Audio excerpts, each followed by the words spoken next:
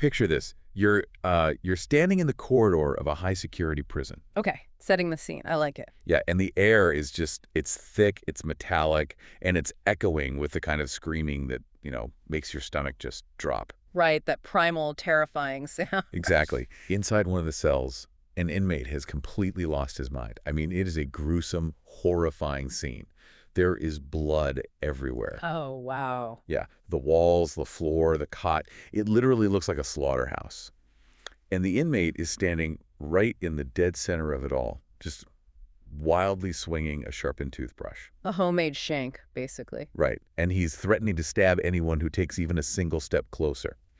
So the prison director is frantic. He's literally grabbing you by the collar. The panic is contagious. Completely contagious. The psychiatric nurses are panicking. The doctors are yelling at you. Everyone in this echoing corridor is just screaming, you have to go in. You have to do something right now. Which is immense pressure. Suffocating pressure. The urge to just rush through that cell door is absolute and immediate. So the question for you, listening to this, is what do you do? Well, that scenario, it's the ultimate test of human instinct, really. Right. Because every single fiber of your biology, every evolutionary mechanism you possess is screaming at you to act. To fix it. Yes, exactly. To fix the chaos, Yeah. to match that frantic energy in the room. You're feeling this massive dump of adrenaline. Oh, absolutely. Plus the social pressure from these authority figures yelling in your ear and the sheer visual horror of all that blood. The natural, unthinking human response is to just dive headfirst into the blender and try to make it stop. Which is exactly why the tactical response, like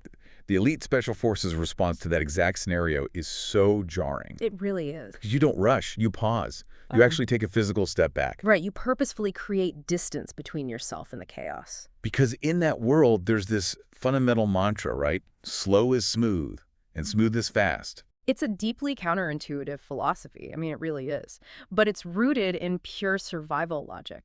When everyone else is hitting the accelerator, the elite operator hits the brakes. Because if you just rush blindly into that cell. Oh, it's a disaster. If you go in fueled by adrenaline and social pressure, your odds of success just plummet. You're going to slip on the blood. Right. You're going to get stabbed with that toothbrush. Your team will bottleneck in the doorway, completely uncoordinated, and suddenly, what was a crisis? Becomes a catastrophic failure. Exactly. A cluster, as they call it in the military. You end up needing 10 times the effort to fix the mess you just made by rushing. So taking that intentional pause, just that brief, agonizing delay to coordinate, get the heart rate down, establish a clear plan. And it actually guarantees a faster, safer resolution? That absolute mastery over chaos, that ability to override basic human biology, that is exactly what we are unpacking in today's deep dive. And we have some incredible source material for this? We really do. We're pulling this from a fascinating transcript of an interview on a YouTube channel called Shutters. Which is a great channel, by the way. It is. And the guest is this guy named Cedric De Vlieger. He spent over 20 years as an operator and a team leader in the DSU. And just for context for the listener, the DSU is the Belgian equivalent of SWAT or Special Forces. Right, the highest tier of anti-terror and tactical units. And he recently wrote a book called Kracht is in keuze. Which translates to Strength as a Choice. Exactly. And it's been this massive bestseller over in Europe. What makes this source material so compelling, though, is that Cedric isn't just, recounting macho war stories. No, not at all. After 2 decades in one of the most extreme, unforgiving environments on Earth, he realized something pretty profound. The tactical frameworks he used to survive, high-speed pursuits, armed barricades, hostage situations. They completely apply to civilian life. Exactly. The exact same psychological tools used to breach a fortified door can be used to manage a chaotic morning commute. Or navigate a massive career change. Or just pull yourself out of a personal rut. So the mission of our deep dive today is to extract one specific hard-won mental framework from this interview. It's an acronym called OSMEELQ. Right, and we should give a quick disclaimer on that acronym. Yeah, please do. It's originally a Belgian acronym. In English, the letters roughly translate to orientation, situation, mission, execution, administration, logistics, and questions. So in English, it would technically spell out OSMEELQ. Right, but we're going to stick with the original OSMEELQ just to stay true to the source text. Perfect. So we're going to custom tailor this framework, really breaking down the deep psychology and the practical applications so you can use it to navigate the chaos of your own everyday life. And the beauty of a framework like this is that it provides rigid structure where there is none. Yeah, life can feel so abstract sometimes. Right. When life feels fluid or overwhelming, having a sequential step-by-step process to fall back on, it can be the difference between freezing in panic and actually moving forward with deliberate purpose. Well, to even begin moving with purpose, you have to understand the environment you're stepping into. Yeah. Which brings us to the very first phase, orientation. The O in OSMEELQ. Orientation. This is critical. And before we can even talk about forward momentum, there's this concept from the tactical world in the text that honestly gave me chills. The fatal tunnel. Yes, or as it's more commonly known in English tactical circles, the fatal funnel. The fatal funnel is such a foundational concept in close quarters combat. Yeah. Tactically speaking, it's any narrow space you have to move through to enter a new uncleared area. So like a doorway or a threshold. Exactly. A doorway, an alleyway, a narrow hallway, it acts as a choke point. Because if there's an armed threat on the other side of that door, their weapon is instinctively aimed right at that specific opening. It concentrates all the danger into one tiny, unavoidable square meter of space. And the absolute unbreakable golden rule of the fatal funnel is that you never, ever stand still inside it. You cannot hesitate on the threshold. No. If you linger in the doorway, you become a static target, usually backlit by the room behind you. So you have to push through dynamically. You must maintain momentum and clear the threshold. Lingering in the doorway is, quite literally, a death sentence in that environment. What blew my mind is how Cedric takes this incredibly intense physical reality and maps it directly onto human psychology, like how we live our lives. It maps over perfectly. It really does. Think about life's major transitions. How many people do you know who are just standing in the doorway of their own lives? So many, stuck in a permanent state of indecision. Exactly. Like they hate their job, it drains their soul, but they're waiting for the perfect time to quit. Or they desperately want to travel, but they tell themselves, oh, I'll wait until retirement to finally start living. They are hovering in the fatal funnel. And the brilliant philosophical observation the text makes here is that in life, just like in a tactical breach, standing still is a complete illusion. Wow. Yeah, because you think you're just hitting pause. Right. You think you're keeping your options open, waiting for the stars to align. But time does not pause. If you have a goal, your relationship to that goal is strictly binary. You're either moving toward it or time is pulling you away from it. There's no neutral gear. Precisely. If you wait until you're 65 to start living your life, you haven't preserved your youth in a time capsule. Right. You've just spent your youth waiting in a doorway. That's it.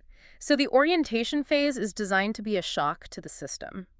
Cedric notes that when you ask most people what their ultimate goal in life is, you often get this glassy, blank stare. Because they haven't genuinely thought about it. Right. Orientation is the process of waking up to the reality that your days are numbered. Your time is finite, and hovering in indecision is the most dangerous choice you can make. Okay, that makes perfect sense.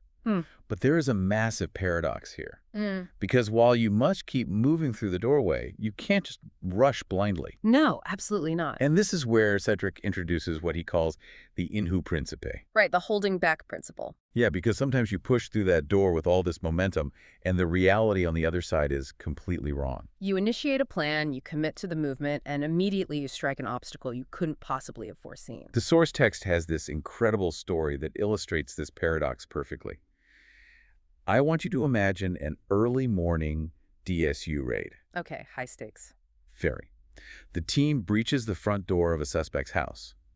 The plan is to flow quickly through the hallway, surge up the stairs, and catch the suspect sleeping. A classic dynamic entry. Exactly. So they clear the threshold, they get inside, and suddenly they hit a brick wall. The entire staircase is blocked by these heady, reinforced iron bars. Cedr compares it to the massive metal grates in an Alcatraz movie, right? Yes. The house is just completely fortified. So this is the moment of maximum friction. The intelligence they had was wrong, the plan has catastrophically failed, and the element of surprise is entirely gone. And they don't have explosives on hand to just blow the bars. So I imagine the natural human reaction there when a plan falls apart and the clock is ticking is to try and force the issue. Oh, absolutely. The adrenaline is pumping. You want to maintain the speed of the assault. Right. The less experienced operators feel this intense urge to grab whatever tools they have, crowbars, battering rams, sledgehammers, and just violently attack those iron bars. They want to physically claw back the time they're losing. But Cedric points out that in a moment of unforeseen chaos, you have to do the exact opposite of what your sympathetic nervous system is telling you to do. You have to hit the brakes. You have to hold back. So instead of a frantic, explosive Hollywood climax where they try to rip the house apart, they do something remarkably restrained. They just stop. They freeze the perimeter. Yeah. They lock down the entire house so nobody can escape. They take cover, zoom out, and consolidate. And the climax of this story is completely anticlimactic.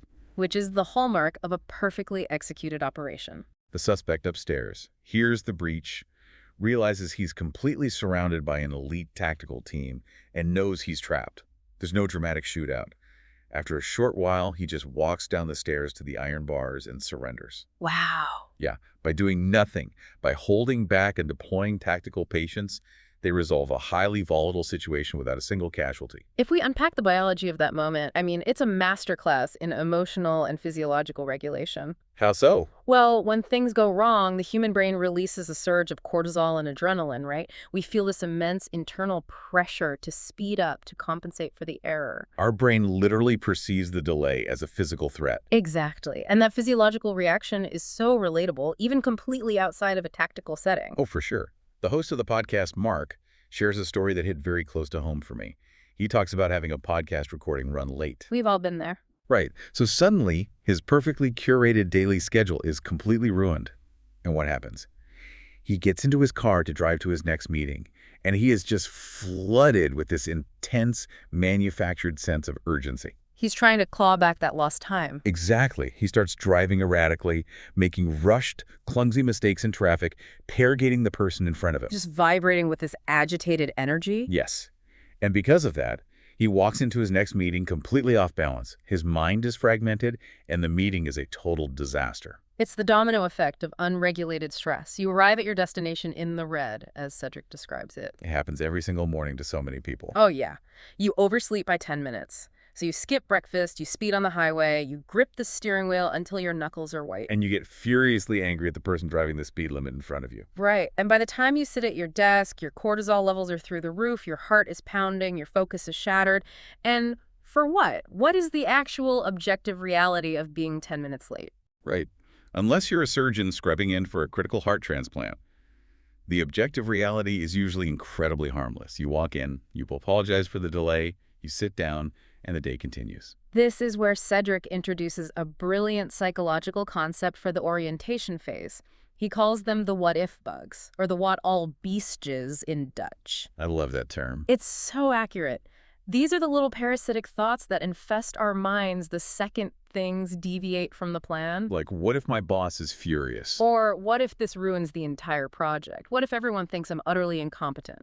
They're entirely fictional scenarios we invent to torture ourselves. Exactly. We're essentially fighting ghosts in our own minds. They are not objective facts. And the elite mindset demands that you only deal with objective facts. So when you feel that sense of being hunted, of needing to rush and force the issue, you have to pause, zoom out, and look only at the factual reality. The fact is, I am going to be 10 minutes late. That is the only piece of actionable data. And the moment you strip away the what-if bugs and accept that objective reality, your sympathetic nervous system dials down.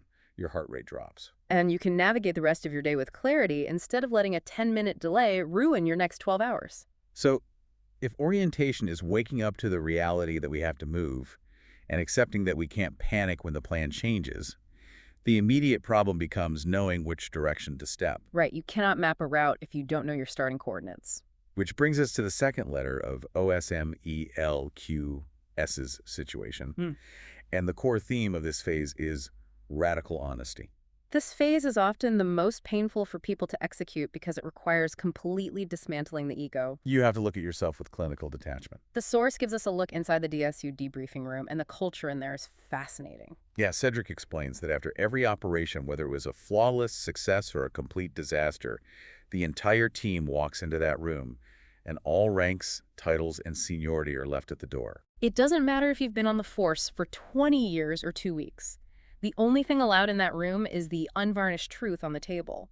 And the underlying philosophy is that the mission and the safety of the team are infinitely more important than any individual's feelings. Exactly. If someone made a mistake, even a microscopic one, it's brought up, dissected, and analyzed.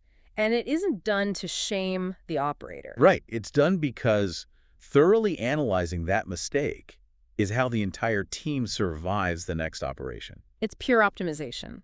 I understand the logic, but I do want to push back on this a little bit. Okay, let's hear it. Because Cedric says something in the interview that could sound incredibly harsh, maybe even toxic, to his civilian ear.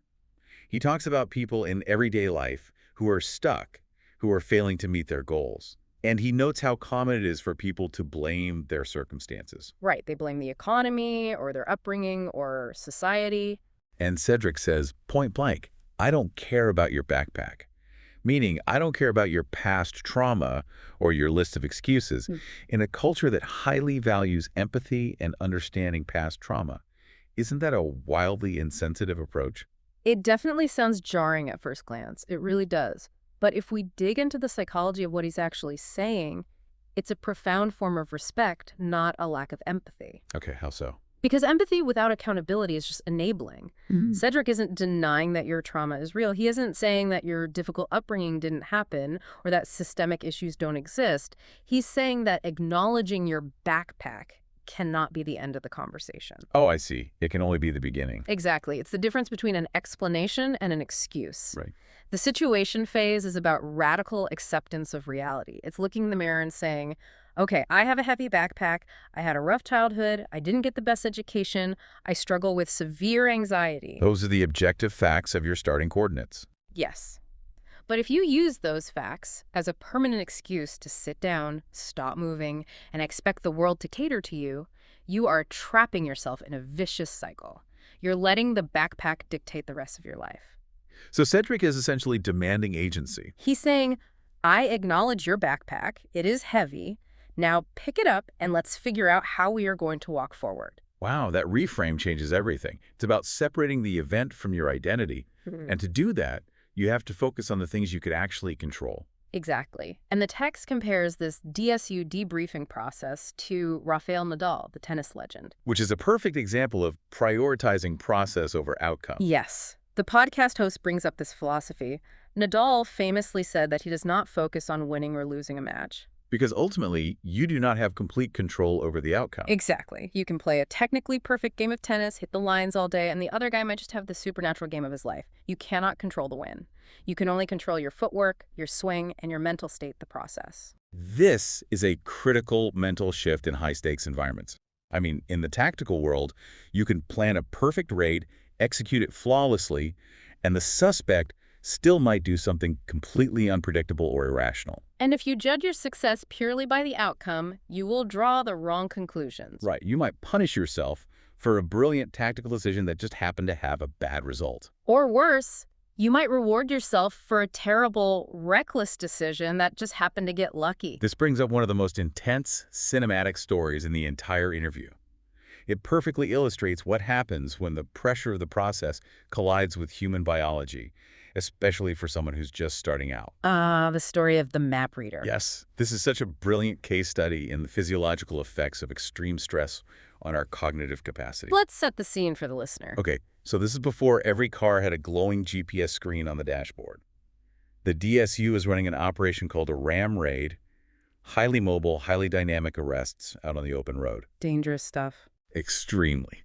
They are tracking a heavily armed gang from the Eastern Bloc who are flying high on cocaine and driving stolen, high-powered Jeeps. I mean, it is absolute chaos. And high-speed mobile pursuits are arguably the most dangerous operations any unit can undertake. The variables are infinite, the speeds are lethal, and the environment is entirely uncontrolled. So the DSU is blasting through urban areas at 160 to 180 kilometers per hour. That is over 100 miles an hour, swerving through city streets. It's terrifying. And in the back of the primary pursuit vehicle is a young, relatively new operator. His job for this mission is the map reader. He has 3 massive physical map books open on his lap. Oh, man.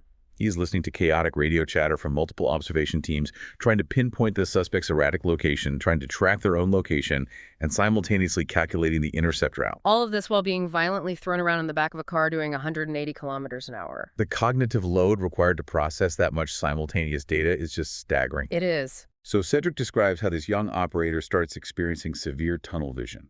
He's getting physically sick, nauseous from the violent movement and the intense singular focus. But the most fascinating part is what this young operator is actually afraid of. Right. It's not what you'd think. He isn't afraid of crashing. He isn't afraid of dying in a high-speed wreck. He is terrified of one thing: giving the wrong direction over the radio and failing his team. The psychological fear of being the weak link is what's physically crushing him. And what's truly insightful here is how the source material treats this moment of failure. Cedric doesn't recount this story to mock the young operator's weakness. No, not at all. He tells it to completely normalize it. He makes it clear that this degradation of capacity is just basic human biology. Elite units understand the neuroscience of stress better than anyone. When you're exposed to extreme pressure, highly novel environments, or massive cognitive demands, your brain's bandwidth literally shrinks. It's a survival mechanism, right? Exactly. The sympathetic nervous system takes over, redirecting blood flow. Your peripheral vision physically narrows, that is, literal tunnel vision. Your fine motor skills degrade to the point where you can barely unzip a pocket. And your frontal lobe's ability to process multiple complex streams of information just plummets. There's another great tactical example of this in the text. The team is on a massive, highly coordinated night operation deep in the woods. Right. They're creeping through the darkness in a silent tactical column. Very stealthy.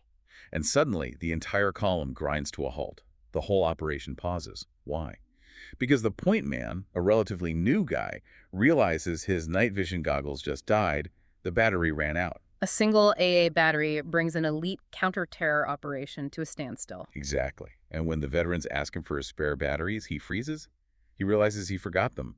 He simply didn't pack them. Now, you would think this is the moment where the veteran operator screams at the rookie for his incompetence. Especially in the military. But Cedric points out that this rookie's baseline stress levels were already maxed out just by being point man on a live operation. His cognitive bandwidth was so full of immediate threats that the basic administrative task of packing a battery fell completely out of his brain. So when the battery died, his capacity dropped to zero. The veterans didn't yell. They just sighed, reached into their own gear, handed him a fresh battery, and the column moved on. I mean, yes, they will absolutely debrief it later in the Situation Room and ensure he never makes that mistake twice. But in the moment, they fundamentally understand that acute stress causes failure. Which raises a profoundly important question for anyone listening. How do you treat yourself when you are learning a highly complex new skill, starting a demanding new job, or stepping into an overwhelming new role, like becoming a parent for the first time? Right. Do you expect yourself to operate with the fluid, error-free efficiency of a 20-year veteran? Most of us do. We expect instant, flawless perfection, and we're brutal to ourselves when we fall short. When we inevitably drop a ball, when we forget to pack the metaphorical spare batteries, we beat ourselves up mercilessly. The lesson from the DSU is that you must combine self-compassion with clear, ego-free communication. If you are overwhelmed, if you feel your cognitive tunnel vision closing in, you have to have the humility to raise your hand and say, I'm losing the picture here. I need to hand this task over, or I need a minute to reset my bandwidth. Normalizing the biological fact that stress reduces your capacity is a superpower. It stops a small, manageable mistake from spiraling into a total collapse of confidence. Absolutely. Okay, so once we have that radical honesty about our situation, we need a destination. That brings us to M mission. We know our starting coordinates. Where exactly are we going? This is the phase where you define the ultimate end goal. In a tactical environment, the mission parameter must be crystal clear to every single operator before they cross the line of departure. Because, as we discussed, the plan always falls apart. Exactly. Pilots never survive first contact with reality. When the door opens, the variables change instantly. So if the communication system goes down, or the team gets physically split up in a large compound, every operator needs to be able to act autonomously. And they can only do that safely if they know the final objective. If the overarching goal is clearly defined as secure the hostages, an operator can improvise a dozen different tactical maneuvers to achieve that goal, even if the original blueprint is completely destroyed. The mission acts as the North Star that guides autonomous decision-making in the middle of chaos. Yes. And Cedric takes this military concept and applies it directly to our personal lives. He argues that the vast majority of us are wandering around without a clearly defined mission for the different roles we play. Right. He suggests you need to define a mission statement for every hat you wear. Your mission as a partner, your mission as a parent, your mission as a professional. It is about actively defining what success actually looks like for you, rather than defaulting to what society, your peers, or your Instagram feed tells you it should look like. He gives a fantastic, deeply grounding example of this. He says, imagine a guy who drives a delivery truck. He works a standard 9-to-5 job. He isn't trying to become a CEO. He isn't trying to build a tech startup or become a millionaire. But his clearly defined life mission is to be the most present, reliable, loving father in the world. A very clear, specific mission. Right.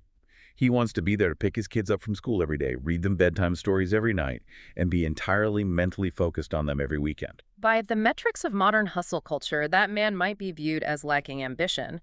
But by the metrics of his own consciously defined mission, he is wildly successful. He is an elite operator in his chosen domain. And once you clearly define that mission, it gives you something incredibly powerful, the decision filter. This is where the abstract philosophical concept of a mission translates into a highly practical daily tool. And the decision filter is ruthless. Once you know your mission, every single request, every opportunity, every distraction gets run through the filter. You ask one question: does this align with my mission? If yes, you do it. If no, you don't. It is entirely binary. Because human beings waste an astronomical amount of energy operating in the gray area of indecision. The gray area is exhausting. It really is. Think about when an acquaintance asks you to do a favor or attend a networking event you really don't have the time or energy for. What do we usually say? We say, I'll try my best to be there, or let me see if I can move some things around. Which is almost always a polite fiction we tell to avoid the temporary social discomfort of saying no. I like to compare that half commitment to a smartphone running too many background apps. Oh, that's a good analogy. When you give a maybe, you leave that app running in your brain. It drains your mental battery. You are sitting at home on a Friday night, trying to relax and be present with your family, but in the back of your mind, you are stressing about the fact that you should be at that other event, or that you still have to send a text making up a believable excuse. It is wasted cognitive energy.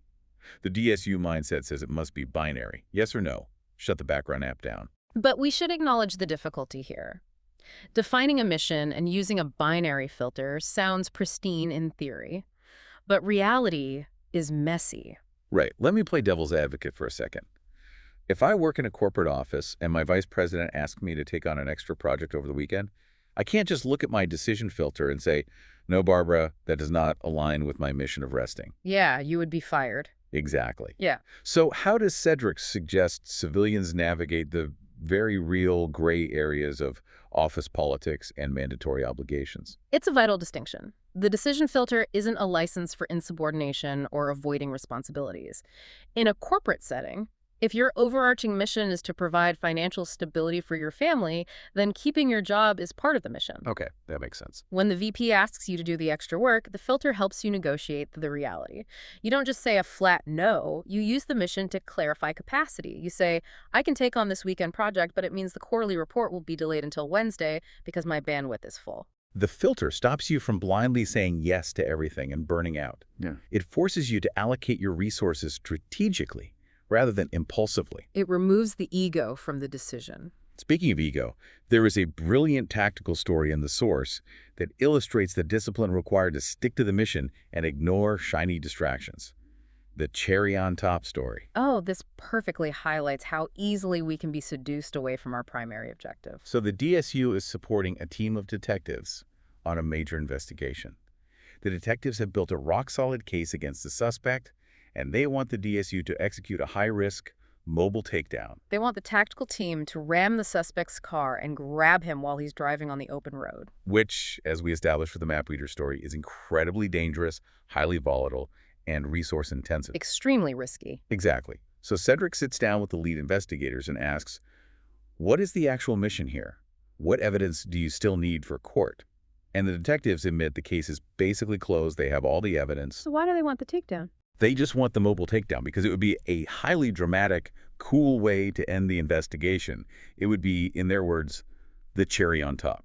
It was an entirely ego-driven request. It sounded exciting, it felt like action, but it did not serve the core mission, which was simply to bring the suspect into custody safely so he could stand trial. So Cedric looks at the decision filter and says, no, we are not doing a mobile takedown. We are going to go to his house at 5 a.m., breach the door, and arrest him safely while he is asleep in his bed. He completely shut down the exciting high adrenaline option because it introduced massive unnecessary risk for zero strategic gain. If we apply this to the listener's life, how often do you take on unnecessary stress, agree to an absurd artificial deadline, or overcomplicate a simple project just to add a cherry on top? We do it constantly. We do it to impress a boss, to look like a hero to our peers, or simply to satisfy our own ego. But if that extra effort doesn't serve the core mission, it is a liability. The true discipline of the mission is having the quiet courage to do the simple, unglamorous thing because it is the right thing. Which moves us seamlessly from planning to action. We have our orientation, situation, and mission. Now we reach E, execution. It is time to convert theory into physical momentum. But how do you start moving toward a massive goal without immediately burning out? In special operations, execution is never a blind, chaotic leap. It is meticulously, ruthlessly phased. Cedric points out a hilarious contrast here. He says a tactical team never just gathers at the bottom of a skyscraper, looks up and says, all right, boys, see you in the top, and just scatters into the stairwells. That would be absolute chaos. It would be a catastrophic failure of command, control, and communication. Right. Instead, they use what he calls phased operations. They move from the point of no return to phase one, maybe just securing the lobby. Then they stop. They consolidate. Exactly. The team leader checks in. Is everyone okay? Is our gear intact? Have we taken casualties? Do we still have the element of surprise? Only when phase one is completely consolidated do they move to phase two, the stairwell. Then they stop again. It is highly compartmentalized. It's a series of micro-executions, strung together by moments of deliberate consolidation. And civilians, we do the exact opposite. Oh, totally. Cedric calls out the ultimate civilian failure of execution, the one we are all guilty of, the New Year's resolution. It is the perfect, tragic example of trying to skip the phases. January 1st rolls around, and we don't just pick one small phase. We say, okay, this year, I am going to be a more patient spouse. I'm going to completely quit drinking. I'm going to start training for an Ironman triathlon, and I am going to eat a flawless keto diet. We try to execute 5 massive, life-altering changes simultaneously. We try to jump from the lobby straight to the roof of the skyscraper in one bound. And what happens? By February 1st, we are back exactly where we started. Only now we carry the added psychological baggage of perceived failure. To understand why that happens, you have to look at the neuroscience of resistance. Human beings are biologically wired to conserve energy and favor routine. The brain loves predictable patterns. So any change is a shock to the system. Right. Any change, even a deeply positive change, introduces friction into your neurological system. Your brain, specifically the amygdala, perceives this friction as a threat to your equilibrium. An alarm goes off. Exactly. And your subconscious tries to force you back into your comfortable, low-energy habits. When you try to change everything on January 1st, you are generating a massive, overwhelming amount of friction all at once. The alarm system overloads, your cognitive bandwidth collapses, and you quit. So the tactical approach is to fly under the radar of your own brain's alarm system. Precisely. You bypass the biological resistance by breaking the massive goal into microphases. Cedric uses a very grounding physical example. The push-ups, right? Yeah. If he tells you to do 300 push-ups every single day starting tomorrow, the resistance is immense.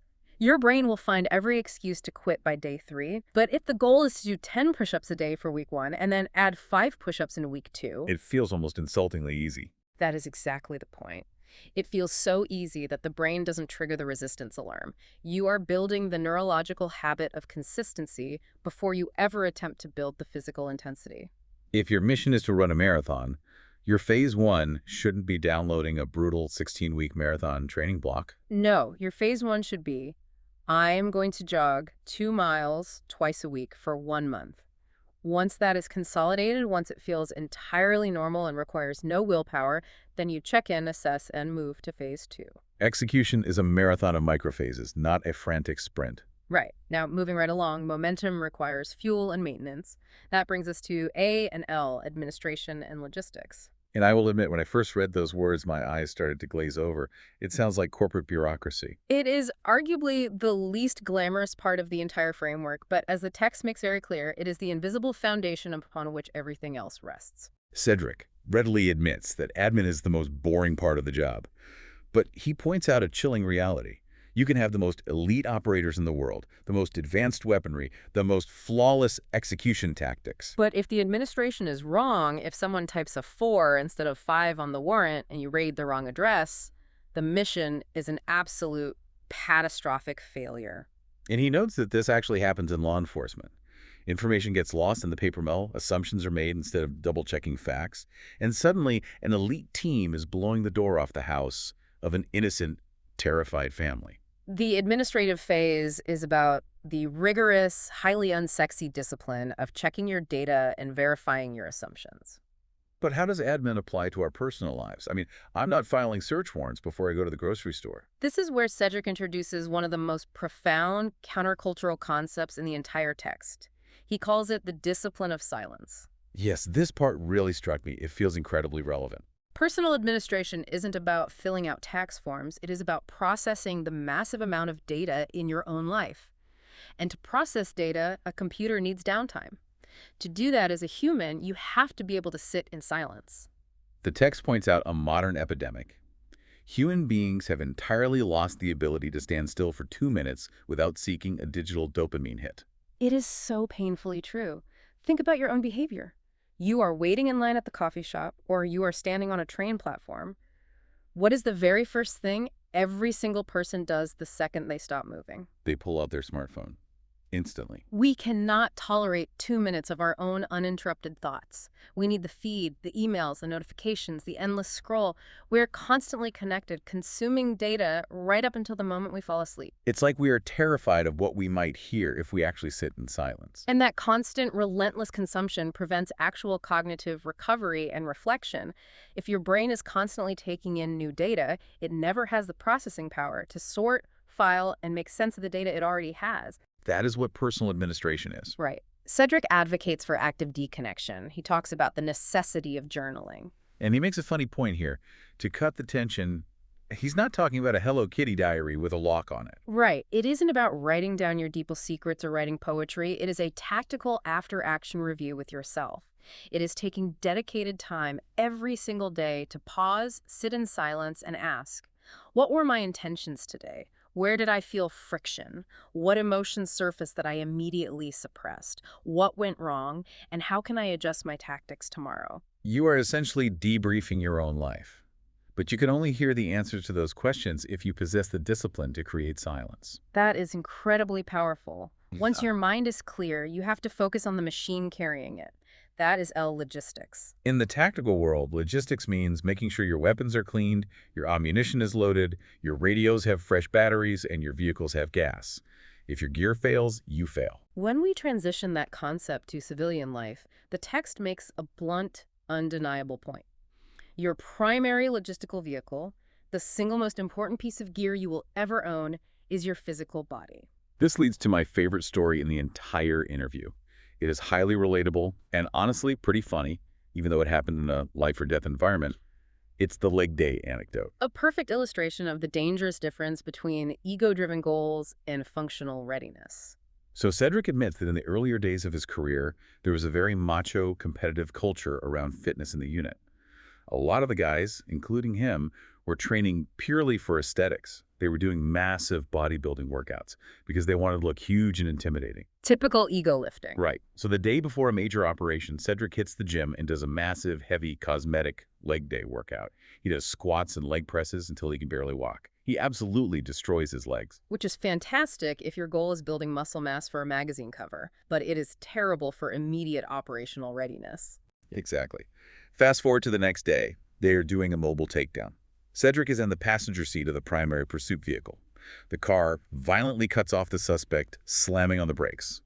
Cedric's job is to immediately explode out of the car, draw his weapon, plant his feet, and aim over the hood of his vehicle to cover the suspect. A critical, high-stress movement. Yes, so he jumps out, plants his feet, and his legs start shaking uncontrollably. The central nervous system fatigue and muscle damage from the day before was so extreme that his body was physically failing him in the most critical moment of his job. He says that instead of 100% of his cognitive focus being on the suspect who could have been armed and ready to fire a massive chunk of his mental bandwidth, was suddenly focused entirely on the excruciating pain and violent trembling in his own legs. His cosmetic fitness routine had actively jeopardized his life and, by extension, the lives of his team. That moment was a massive turning point for him. He shifted his entire philosophy from ego-driven, cosmetic fitness to functional fitness. And the analysis here is crucial for the listener to understand. Cedric isn't saying that to have good logistics, everyone needs to be an elite ultramarathon runner or a CrossFit Games champion. He actually says the exact opposite. Being overtrained is just as much of a liability as being undertrained. But he poses a very sharp, uncomfortable question regarding your personal logistics. Are you physically capable of doing what your life demands of you? It is a standard of physical readiness tailored entirely to your specific mission. He uses some very pointed examples. He mentions healthcare workers or emergency responders who are so out of shape they cannot sprint up 2 flights of stairs to help someone having a heart attack. If your mission is to save lives and your physical logistics prevent you from reaching the patient in time, that is a failure of duty. Or go back to our truck driver example, the guy whose mission is to be the best, most present dad.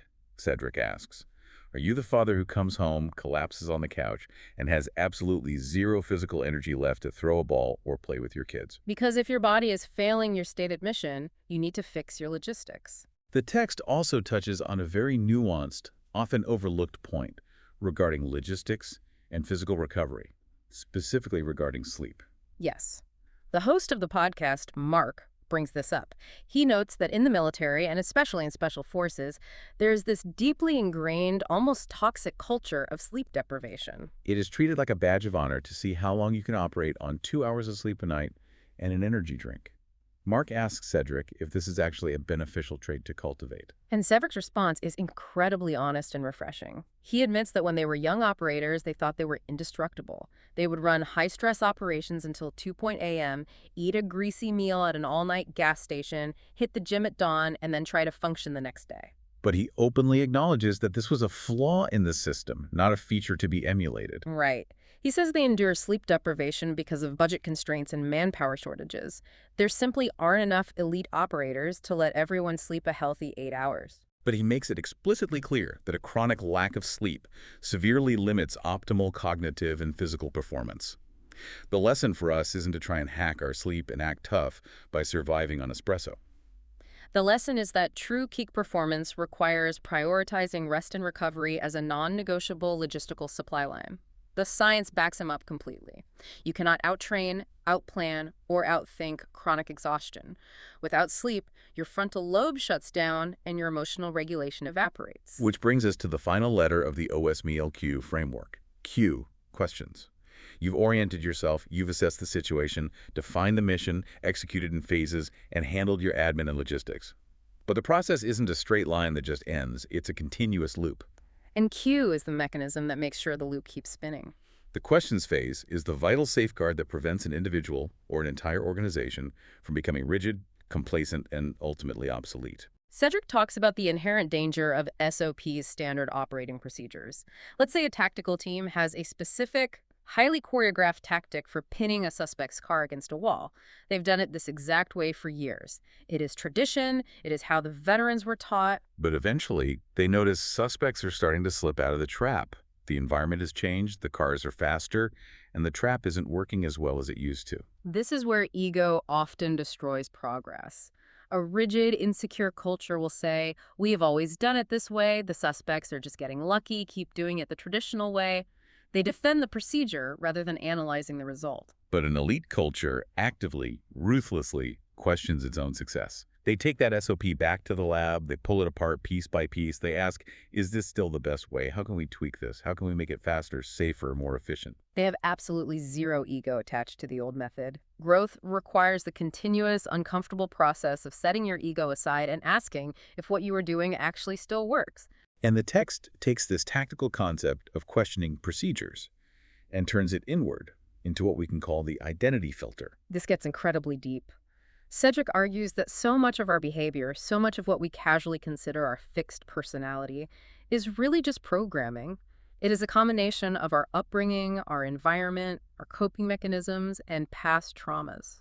People constantly defend their worst habits by saying, well, that's just the way I am.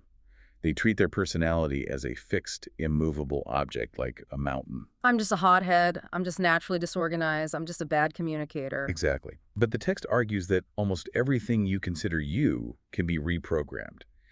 If you are willing to ask the hard, uncomfortable questions, you can dismantle the SOPs of your own personality. You are not bound by your past programming unless you actively refuse to question it. And this leads to the most vulnerable, striking part of the entire interview.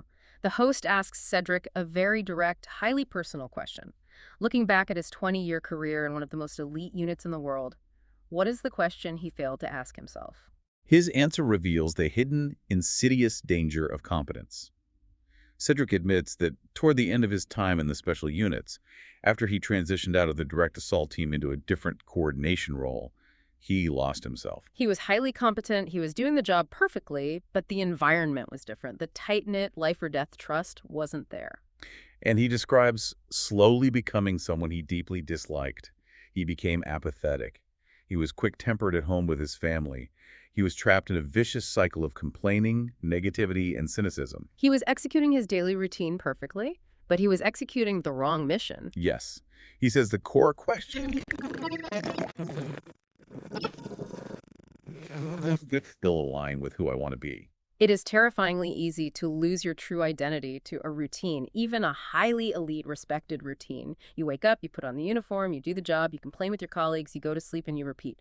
You are moving fast, you look successful from the outside, but internally, you are completely unoriented. He admits that he probably would have stayed stuck in that negative, cynical loop for years if it hadn't been for a massive external shock. His young son became seriously ill. That deeply personal crisis was the violent shock that woke him up, that forced him to pause, ask that fundamental question, and ultimately make the terrifying decision to leave the force entirely to find a new mission sharing these concepts with the world. It is a profound, sobering reminder that we cannot afford to wait for a tragedy to force us to ask the hard questions. The Q in OSMEELQ means we must proactively, continuously interrogate our own lives before a crisis does it for us. Let's pull all of this together, the OSMEELQ framework. Orientation, situation, mission, execution, administration, logistics, questions. It is a continuous, self-correcting loop.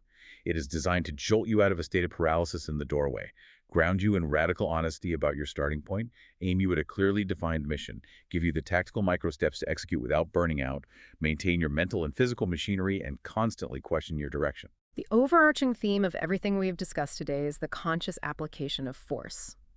In the middle of chaos, your ancient instincts will tell you to thrash, to rush, to make noise, to panic. The tactical mindset teaches you to override that biology, to pause, analyze, and move with smooth, deliberate intent. We spend so much of our time and energy optimizing our lives to defend against external failures. We constantly worry about missing a deadline, making a bad investment, or dealing with external critics and competitors. We're constantly watching the door, waiting for enemies to breach. We treat life as a series of external threats that need to be neutralized. But the text forces us to turn around and look in the mirror. What if the greatest threat to your personal mission isn't an external enemy at all? What if the fatal tunnel isn't a physical place, but the mental holding patterns we trap ourselves in? What if the greatest danger to your life is simply the quiet, unquestioned habits you perform perfectly every single day, completely unaware that they are marching you in the exact wrong direction? That is the ultimate challenge of the identity filter. Are you moving toward who you actually want to be, or are you just moving to avoid standing still? Think about that prison cell. The noise, the pressure, the blood, the overpowering biological urge to rush in and fix it. Sometimes the most powerful, life-changing move you can possibly make is to stop, take a breath, and stand perfectly still.